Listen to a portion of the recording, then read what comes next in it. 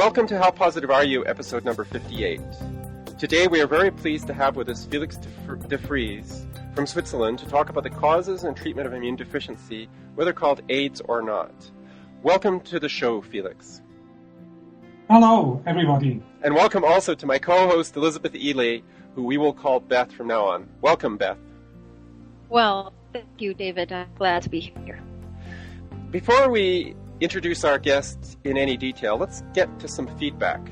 A man named Benedetto asked us why we didn't push Marco Ruggiero more in episode 34 on the existence of HIV. And he's right, it was not clear from that episode whether Dr. Ruggiero believes that HIV exists or does not exist. And we owe it to our listeners to get a clear answer on this question from all the scientists, doctors, etc. on this issue, including today's guest. Benedetto has a very good question also about how PCR can be valid when the HIV genome has never been purified. And as somebody who does not believe that HIV has been proven to exist, I very much disbelieve HIV PCR because there's no genome to work from. A comment on episode 56, our interview with Dr. Henry Bauer. Beautiful podcast, thank you. Please interview Torsten Engelbrecht, co-author of the book Virus Mania, or Mike Hersey of Heal London, two great critical thinkers. Thank you again. Great idea. Yes, and actual fact, episode 57 is an interview that includes Mike Hersey. So this was interesting timing on this comment. Has that been posted yet, David? Well, by the time you hear this podcast, it will be posted. That's good. Episode 57, which comes before episode 58, which is this one. Good. If you would like to comment on any podcast or anything related to How Positive Are You or HIV/AIDS in general, you can send us a message to HPAY on Twitter, via the How Positive Are You Facebook page, via our website, howpositiveareyou.com, or email us at info@howpositiveareyou.com. We find comments very useful for letting us know that people out there really are listening, and the comments give us new ideas for shows, for interview guests, and they help us improve how we conduct interviews. Now to our guest, Felix de Fries. He's a coach for organizational development. He was born in 1955 in Zurich, Switzerland. Between 1975 and 1990, he was an activist in the Swiss gay rights movement and co-founder of a gay community center in Zurich in 1982. He was the organizer of a first conference on holistic AIDS therapy in 1989 in Olten, Switzerland, with Professor Alfred Hasig, Professor Cotier, Professor Jürg Hodler, and MD Rudolf Stampfli. Also, he was later organized lectures on this topic in collaboration with local activists in Munich, London, Essen, and Zurich. Collaborations with Professor Alfred Hasig, immunologist, and MD Heinrich Kremer, both members of the study group on nutrition and immunity in Bern. He was editor of Heinrich Kremer's The Silent Revolution in Cancer and AIDS Medication, which can be found at exlibris.com. And he's author of various documents on AIDS and AIDS therapy, which can be found at ummafrapp.de, and is a consultant for AIDS therapy. Some of the documents he has written are entitled Antibiotic-Induced Immune Deficiency Syndrome, AIIDS, Gut Flora, Gut Mucosa, Antibiotics and AIDS, AIDS in the Mitochondria, The Failure of HAART, HAART, and Therapeutic Recommendations. And we will discuss some of the topics raised in those questions today. I have a question. Are these available in the English language, or are they just in some other European languages? They are all available in English, and all the attachments with links to the original scientific studies mainly are accessible for free. They are from National Institute of Health. Their own PubMed documents. Right. Oh, good. Okay, one of the things that you said that I found very interesting is that antibiotics can cause immune deficiency by damaging mitochondria. And I would like you to answer this in several stages. First, explain what mitochondria are, because people not trained in cellular biology might not be familiar with these things, even though they are very important. Then we'll go to how antibiotics damage the mitochondria, and then what's the consequence of that. So let's first talk about what the mitochondria are and why they're so important in the human body.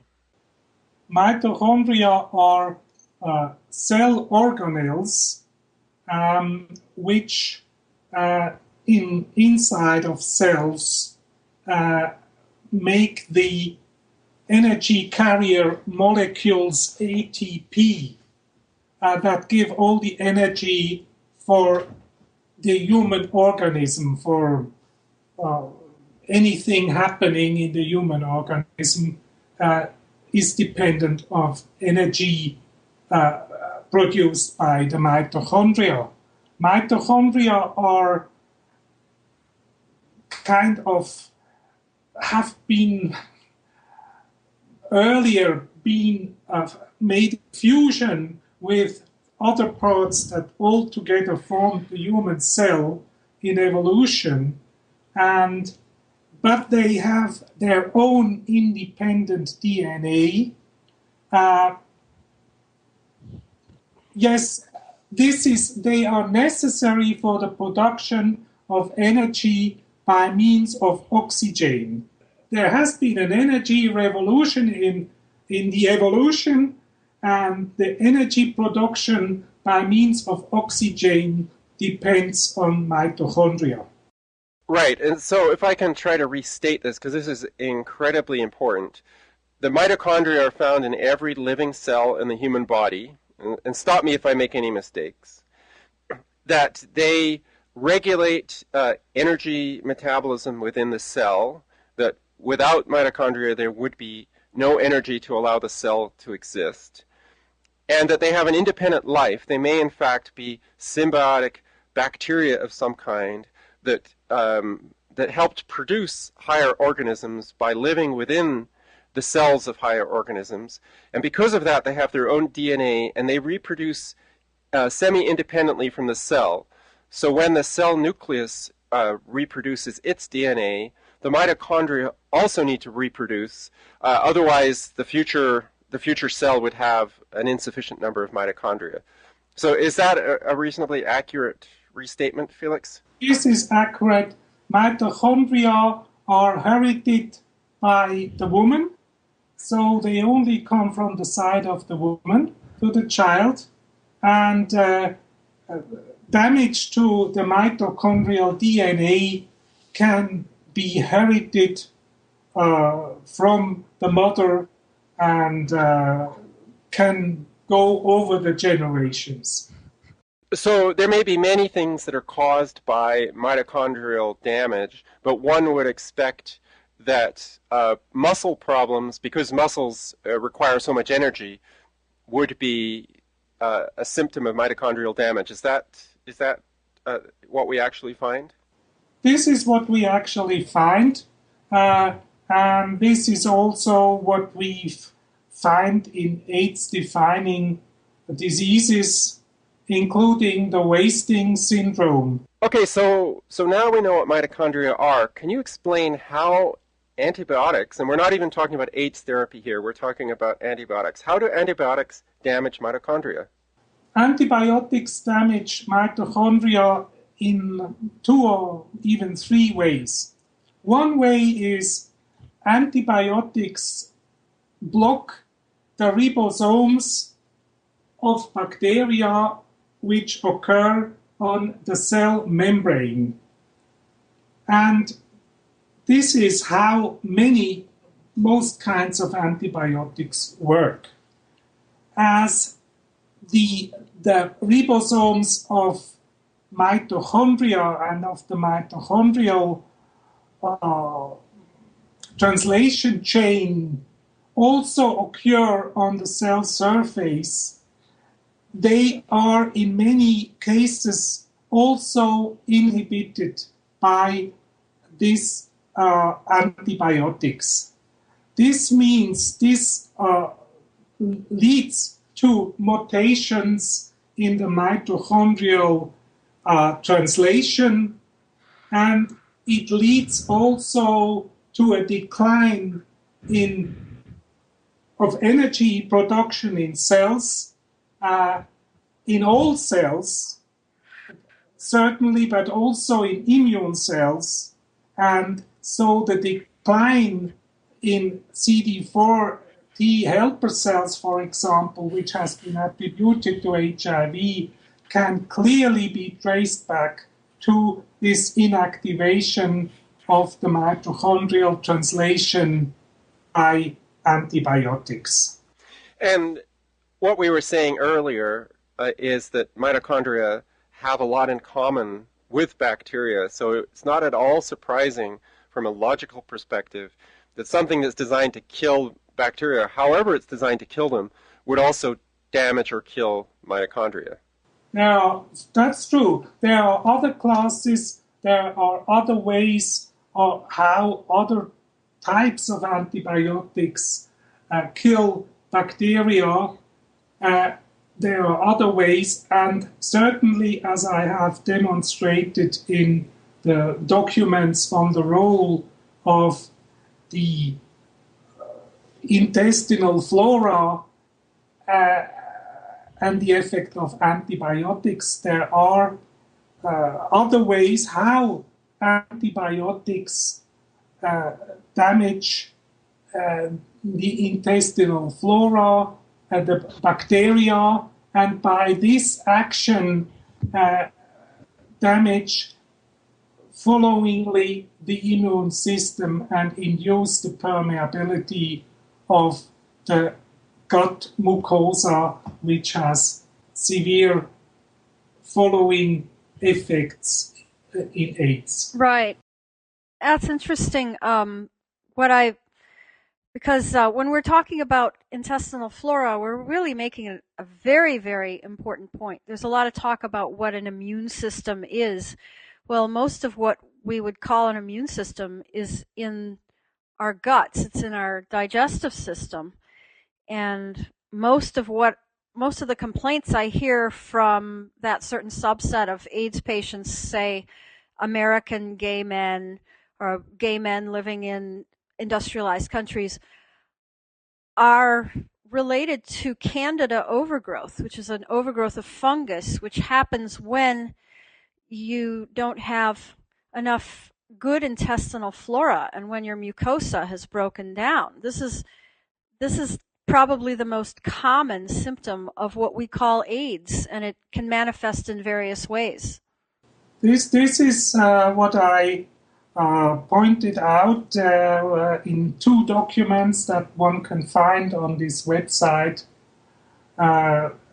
mentioned earlier. One document is called Gut Flora, Gut Mucosa, Antibiotics and AIDS, and the other is the latest documents.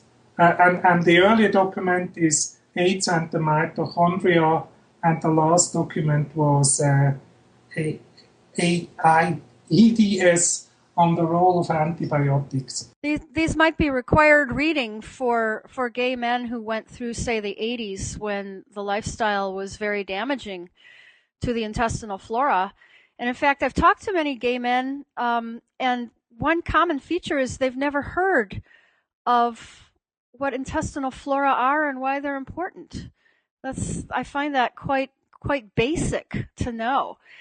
Going back to the 80s, do you have some memory of how people might have been damaging their intestinal flora back then in the early 80s? Yeah, back in the early 80s, it is very clear that repeated and continuous intake of antibiotics first damages the bacteria of the gut flora. It changes the composition of the gut flora. It changes the bacteria needed for the production of protecting films on the gut mucosa. It uses various changes in this field, And this is a field that's the biggest outer surface of human through the world is the gut mucosa. It's as big as a football playground. And this means what happens there is that whilst taking up the nutrients and substances from nutrients, there it has to be a certain tolerance between what is considered of belonging to the own body and what is considered to be a foreign thing, that has to be defended by immune reaction. So this is a very important, but also a very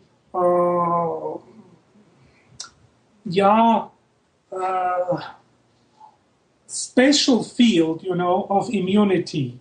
You were saying that this helps, that this process of having gut mucosa and organisms living in your gut that are beneficial helps your body to distinguish between what's food and what's a foreign substance, and what it needs to defend against and what it doesn't need to defend against. Indeed, it needs to absorb. Would that be fair to say? Yes, the sanity of the gut flora and the sanity of the gut mucosa are most important for a steady state of immunity of the human body. And there are certain factors in nutrition that induce what is called a leaky gut. There has been important work done by Professor Fasana. The leaky gut syndrome. It's very clear that either certain modern nutrition, as also the use of antibiotics in the farming, animal farming, meat farming, and so on, as also the presence of antibiotics in the environment and the medical use of antibiotics accumulate in the gut, induce resistance to bacteria that is accumulated in the gut.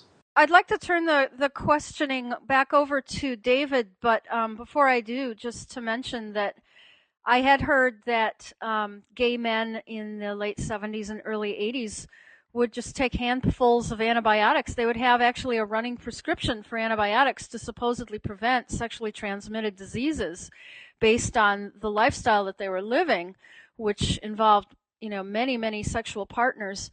And I would assume that that's why we saw this incredibly unusual situation of people with bowel problems and immune problems.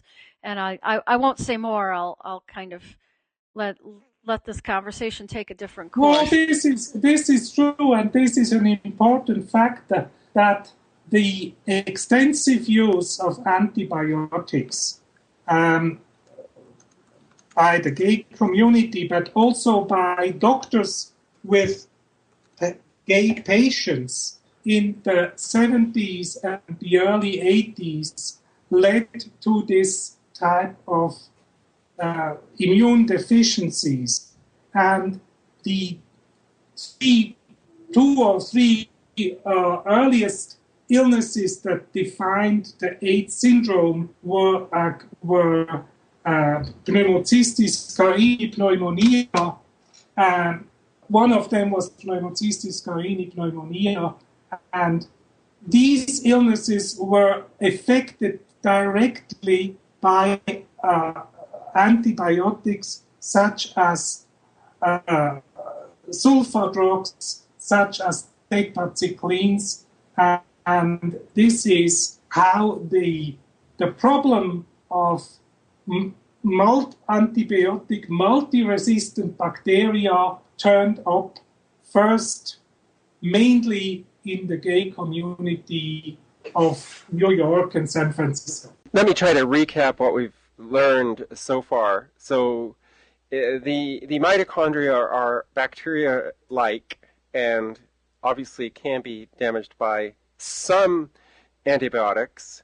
Most antibiotics. We've also learned that our gut, and I'm sure a lot of people who listen to this show know this from other podcasts, but our gut relies on a huge membrane, which you've said is the size of a football field or several football fields. So inside the gut, the membrane is folded over many, many times to increase the surface area to allow the digestion of food. But this is mediated by the existence of bacteria. So antibiotics that kill those bacteria make it difficult for the body to properly absorb nutrients and to allow non-nutrients to pass. So as they lastingly change the composition of the bacterial species in the gut flora. You know, the equilibrium is changed of the various tribes of the various bacterial tribes. I have a couple of questions from this. The first one is that, many people if they're forced to take antibiotics will at least take a probiotic afterwards to try to rebuild their gut flora. But that's not going to help with mitochondria. So what should somebody do who's been exposed to many antibiotics do to try to increase the health of their mitochondria within their body?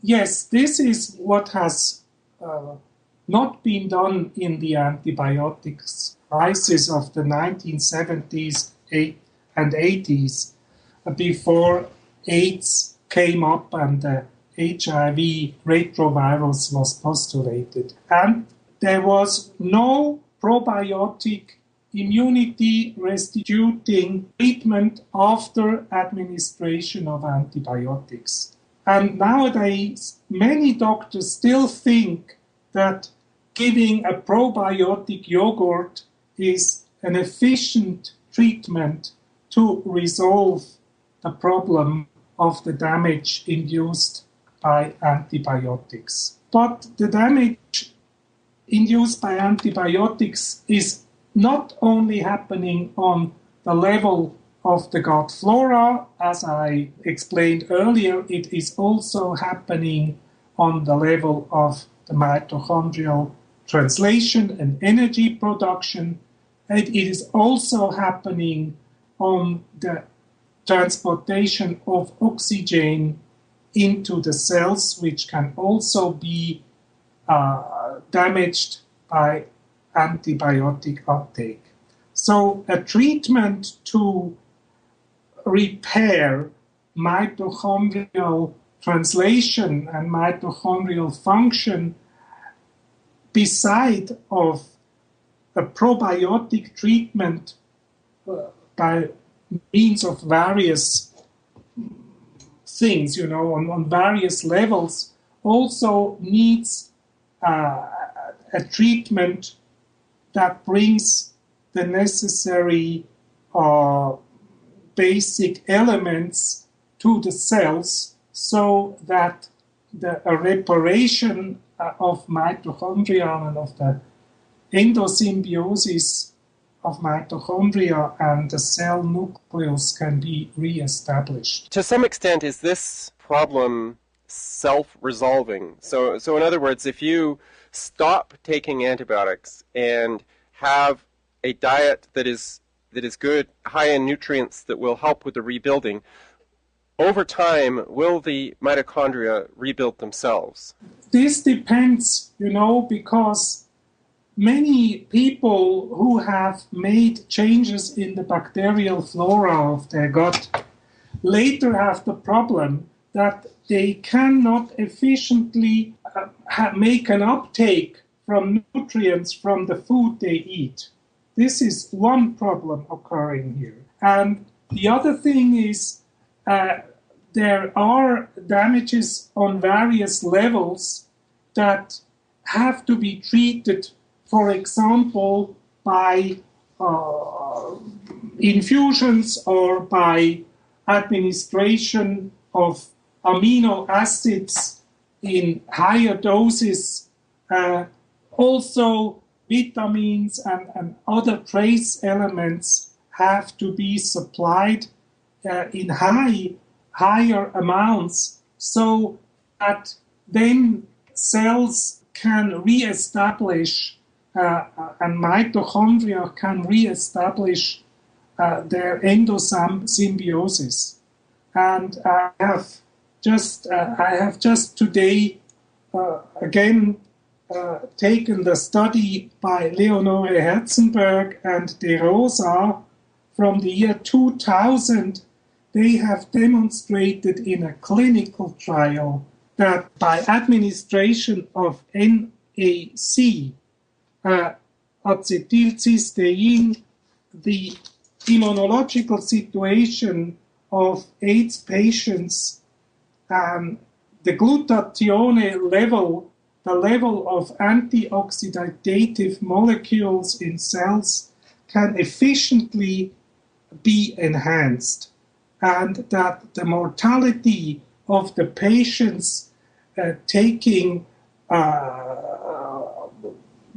nucleoside analogs and other drugs, antiretroviral drugs, can be efficiently diminished, and also the occurrence of severe diseases. This has been demonstrated already in the year 2000,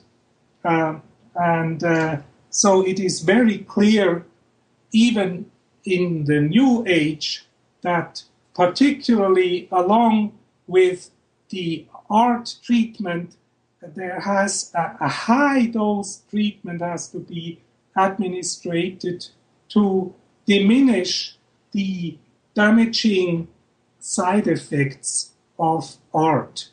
But beside HAART, it's very clear that there has been to re-establish mitochondrial function, there has to be a targeted treatment by means of infusion, which this doesn't mean that only by probiotic yogurt everything is repaired. That's very interesting, and I have about your first point about food, your ability to digest food being compromised. I've heard it said that you eat food that's been already digested by the flora in your gut, and that's how your system knows the difference between just a foodstuff and something that it can actually use. And the other part was that you said that the mitochondria need to also be repaired, that this has long-term effects, and people need amino acids, they need certain nutrients, and they need to correct this even decades later, I assume. They also have a problem with not enough antioxidants. Antioxidants can be helpful. And in my experience, talking to many, especially gay men, who are contemplating going back on the drugs or going on the drugs because they're having problems 20, 30 years after they took these drugs, I think they don't realize that, and I don't realize, that they need extra support, that this isn't something you can just recover from, that there is mitochondrial damage, and you do need to address this. This is an issue, and you can't just go into denial about it, saying your raw vegan diet will fix it, or you need to detox. There's a current obsession with detoxification. But I find it very moving and very hopeful that there are ways to correct this situation with the mitochondria. And how might people connect with this kind of treatment, and who might they contact? Yes, it's a good question. I just want to make clear that the problem of antibiotic resistance and of damage to mitochondria induced by extensive use of antibiotics is not limited to the gay community. It's nowadays a common worldwide problem. And the problem which has been already clearly been explained earlier, for example, by makers, by Geoffrey A. Fisher, has already described in 1995, finally, what measures have to be taken to limit the uncontrolled, unfocused administration of antibiotics. And if you read this book, he explained to the US citizen very clearly what he can do on a political level to stop this uncontrolled use of antibiotics, also in animals. Once the damage is done, where should people go? Where should they turn for this kind of treatment that you describe? Exactly. The problem is they have to see medical doctors who are able, first of all, to measure a leaky gut. There are certain parameters that allow to measure a leaky gut syndrome. Then these mainly are holistic doctors or healing practitioners who must be able to do infusions and also to do targeted detoxification, because it's very clear that there are other factors together with the damage by antibiotics. Where might people find such a doctor? I mean, where do you look in your yellow pages to find such a person, especially in the United States? I think there are several practitioners that you might mention in Europe, and they do remote evaluations, but do you know of anyone also in the United States who does this kind of work? The problem in the United States, there are people in New York, I know, but the problem is that the only doctors who can understand these problems basically belong to orthomolecular medicine. And there are a few doctors, but I had to learn that the treatment is very expensive, as these doctors and healing practitioners normally have to do before they make infusion. They have to measure the level of certain trace elements. So it makes it very expensive. On the other hand, health insurance in the USA does not pay for any of this treatment in most cases anymore. After the introduction of HAART treatment, such treatment is only refunded when a doctor can demonstrate that a patient suffers from severe damage, for example, to the liver, as side effects of HAART treatment, and so on. So only in this case, infusions, for example, are refunded. But the knowledge about such a treatment, which has been demonstrated first by Dr. Kremer in his book Silent Revolution in Cancer and AIDS Medicine, the practical knowledge of such treatment will soon be available in a new book by healing practitioner Ralf Meyer, Chronically Healthy, which is now translated into English. That's the practical therapy book of cell symbiosis treatment. And this is not yet out. This is not yet out in English. Cell symbiosis treatment has been defined or declared by MD Heinrich Kremer in his book Silent Revolution of Cancer and AIDS Medicine. But this book is the practical book, how to treat mitochondrial dysfunction and damage to mitochondria. It's by now only available in German, but it will later be available as an ebook or as a, PDF download, also in English. That would be wonderful. Do you think that people will be able to use this as a self-help guide? They still will need to contact a doctor in New York or elsewhere, mostly in orthomolecular medicine, and I would dearly love if after this broadcast you could give us some of the names of such people that you know of so that we may refer others to them.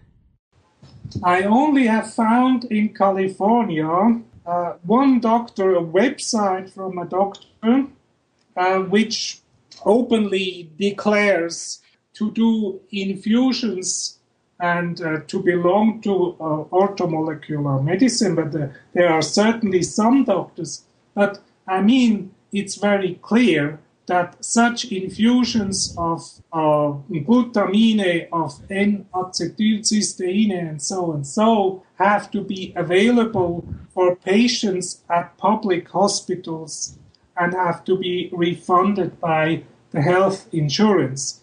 This is a political topic, and if I look into a monography on the treatment against AIDS and the treatment against the toxic side effects of HAART treatment, I can see all the knowledge, on glutamine and on other amino acids in the treatment of these diseases has since a long time been demonstrated and is available, but as this treatment is not allowing much of profit, there has not been further actions, particularly after the producer of HAART have stated that they have diminished the effects, the adverse side effects. Well, they can just declare that, but that's not true. I just would note here that just briefly that this must be included in insurance plans if we're to make any progress at all. And I would say to our listeners that this is an opportunity for activism, that we must open up at least American insurance plans. I don't know what the situation is in Europe, but we must open them up to providing this kind of treatment. And this should be a standard part of AIDS activism on both sides of the question. I think it's an irony that there's a battle between the American-style medical system, which is partly insured, partly uninsured, and a few state programs, but basically it's a private enterprise system. And then there's a socialized model, which is perhaps most strict in Canada, and yet both of them make alternatives very difficult, because in Canada they would not be covered by the Canadian Socialized Health Insurance Program, so it's difficult to find them and they're expensive. Is the situation much better in Europe?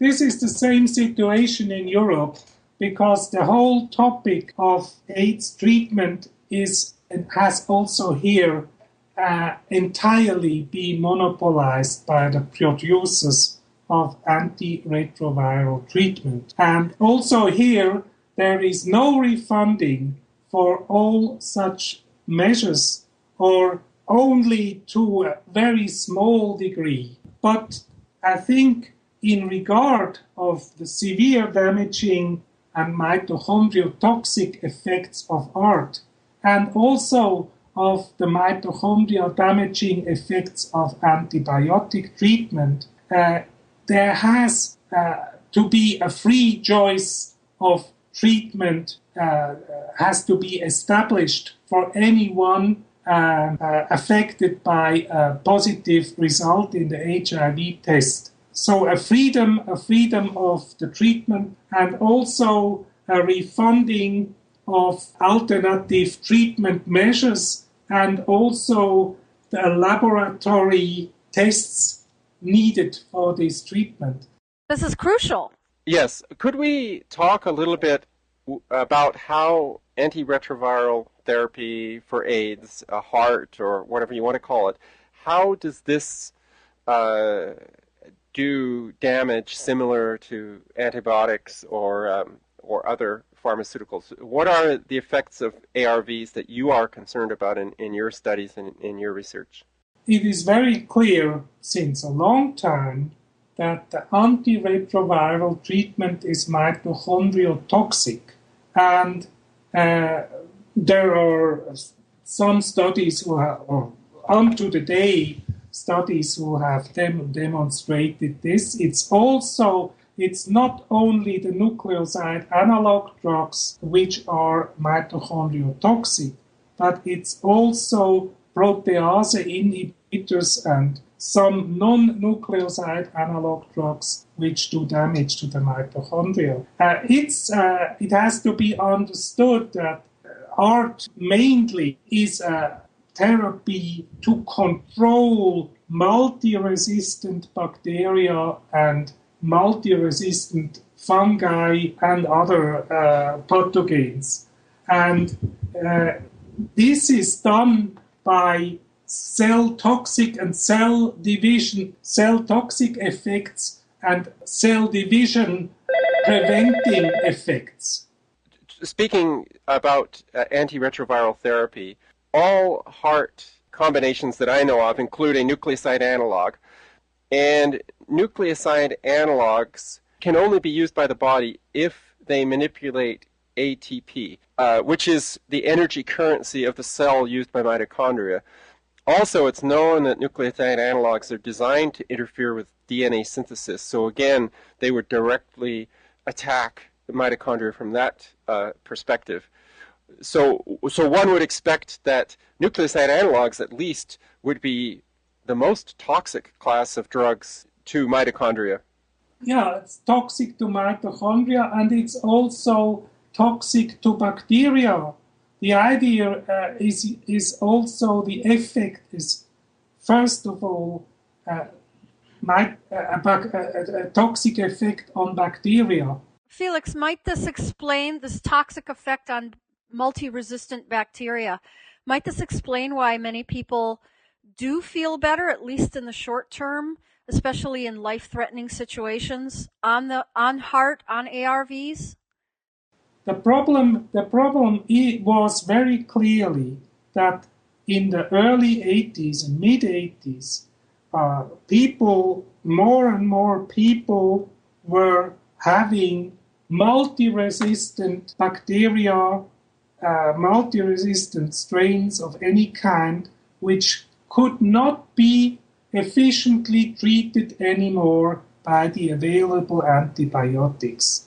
And this is the point where they came in with the HIV hypothesis, with the HIV antibody test, and the idea of the antiretroviral treatment. In the very end, it's very clear that almost anyone who does a positive test for the postulated HIV retrovirus thing tests also positive for one or another sexually transmittable disease or one or the other endemic disease as tuberculosis. Tests positive with antibiotic bacteria, resistant bacteria.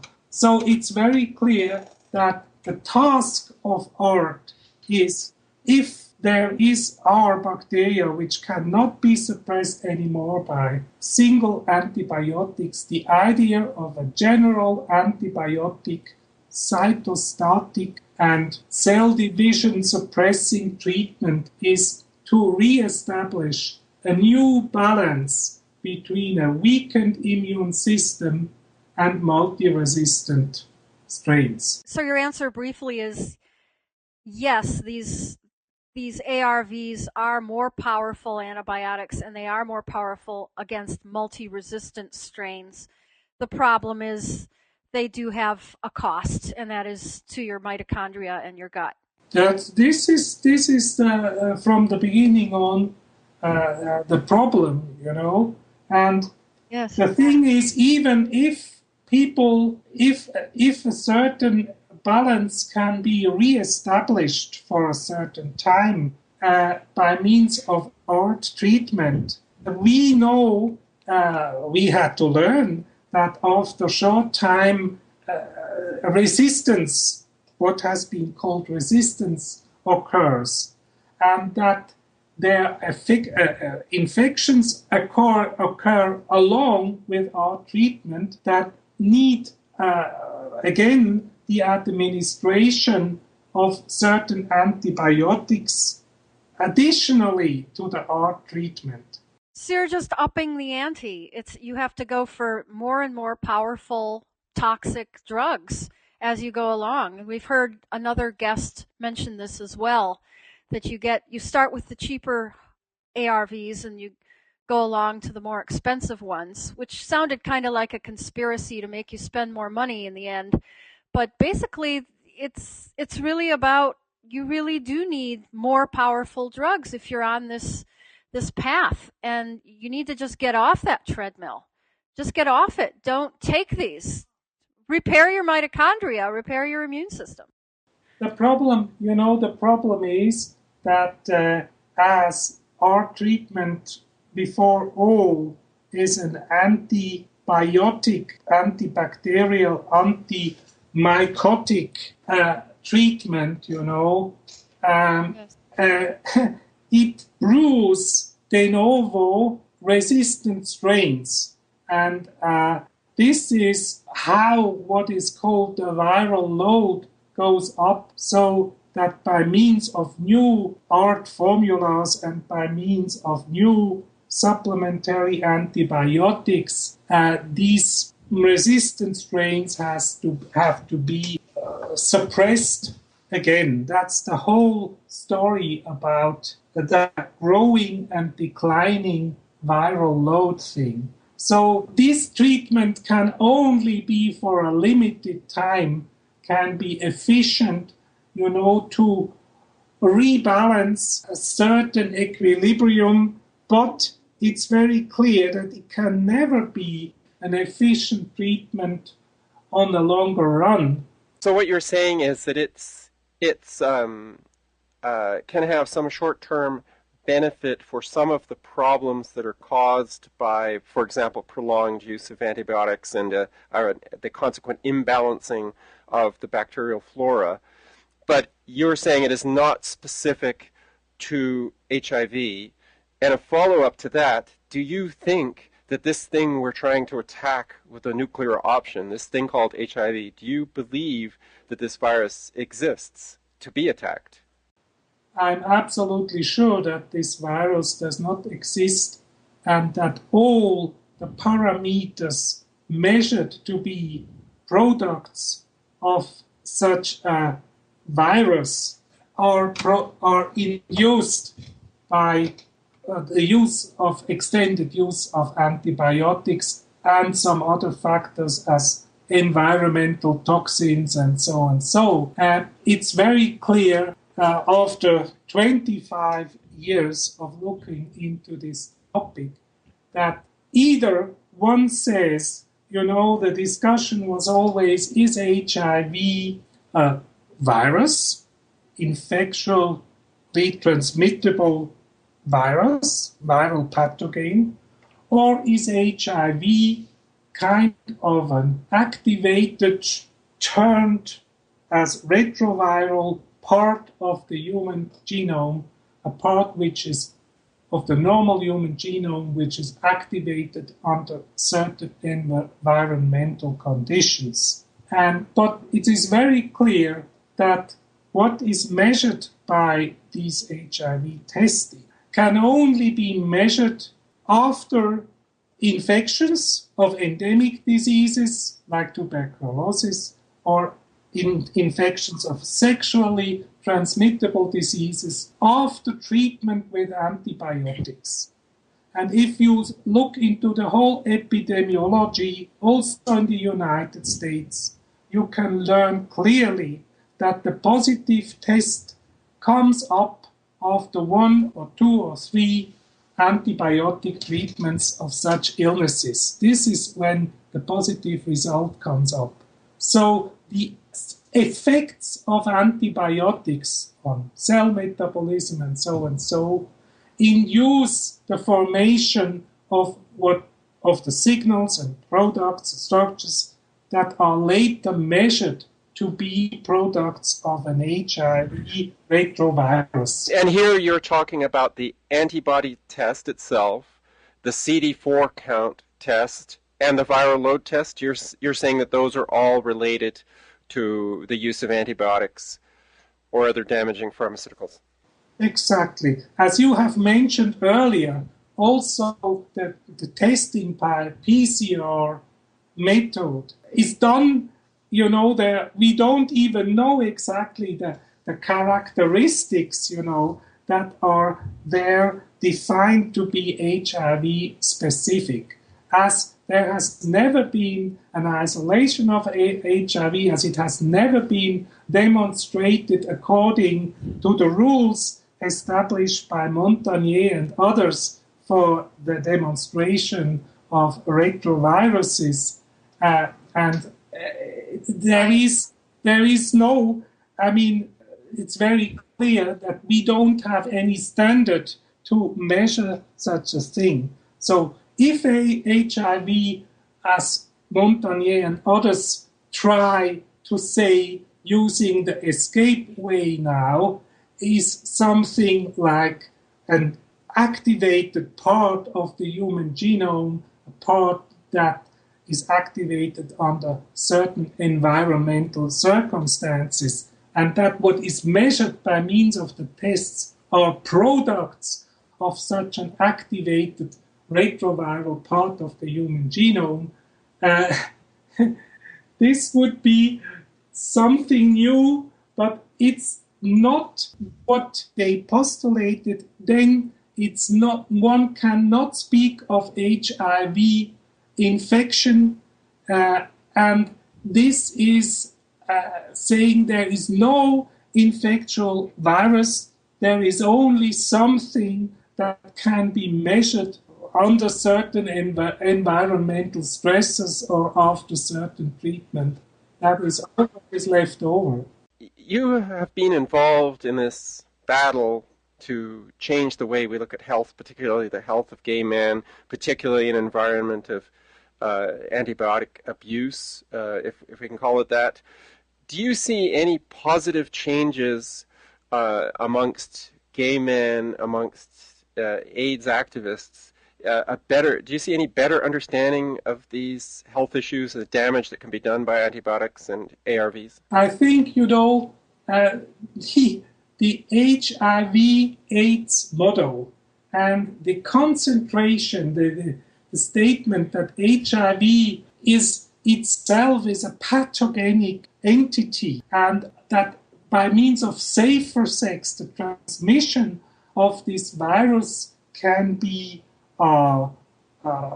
hindered, has for the last 25 years led to a loss in understanding what happens really and what has to be done. In Switzerland now, the AIDS Hilfe movement, since some years, but particularly this year, stresses the importance of the speaking about sexually transmittable diseases in the gay community, because they have understood that these diseases and its treatment, induce the positive test and the progression of AIDS. It took them more than 20 years to understand this, but as long as they speak of HIV as the cause of immune deficiency, and they fade out that the steps, the real causes are in the gay community, are these sexually transmittable diseases, and multi-resistant bacteria, which can also be transmitted by sputum or by, it's not necessarily they have to be transmitted by blood, or by semen, And this means such multi-resistant strains can also be transmitted on other ways. And safer sex to some extent can limit the transmission of such multi-resistant strains, but this measure is not enough. It's also about gay lifestyle and changes of gay lifestyle. But I think, first of all, the gay community has to understand that the real causes of these illnesses are this uncontrolled use of antibiotics and also the behavior that brings about also one quite often infectious diseases. Okay, thank you for that. We've been talking for about an hour now, so I'd like to ask Beth if she has any final questions or statements before we wrap up this call. Beth? To sum up what I heard you say earlier, the test seems to pick up, the so-called HIV test, picks up the effects of antibiotic use, that being multi-resistant strains of bacteria. And so we pick this up, and then we treat this so-called disease with more antibiotics, and indeed this sort of nuclear option, ARVs and HAART, and we cause further resistance. I mean, this is insane. It picks up people which have damage to mitochondrial translation. Yes, and then it damages the mitochondria further. That's true. The treatment, yes. Basically, it's a test, or it has been a test to detect people that show a damage induced by overuse of antibiotics. Yes, and then you just treat it with more antibiotics.